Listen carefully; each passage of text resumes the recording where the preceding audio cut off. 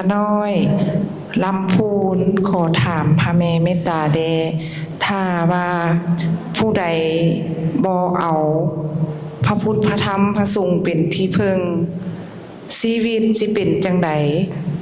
คำถามถามว่าผู้ใดบ่เอาพระพุทธพระธรรมพระสงฆ์เป็นที่พึ่งชีวิตสิเป็นจังไดมีคำตอบ3ข้อข้อที่1ก็เป็นชีวิตที่บ่มีพระพุทธพระธรรมพระสงฆ์คุ้มครองรักษาข้อที่2เป็นชีวิตที่อยู่แบบตามลำพังข้อที่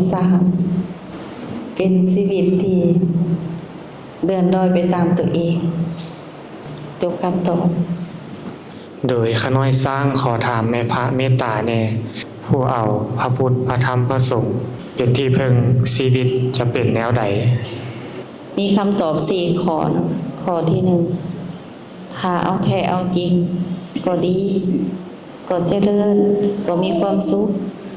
ข้อที่2ถ้าว่าเฮาเอาแบบ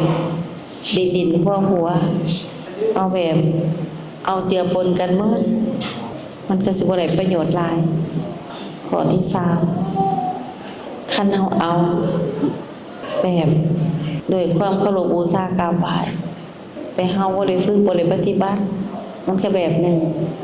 ข้อที่4ถ้าว่าเอาแท้เอาจริงชีวิตของเฮาก็สิมีแต่ความเจริญก้าวหน้ามีความสุขเพราะว่าเฮาสิได้ผู้รู้ในตัวเฮานี่ขึ้นมาช่วยเฮาพระพุทธพระธรรมพระสงฆ์ที่แท้จริงคือผู้รู้อยู่ในตัวของเฮานี่เองจบคำตอบ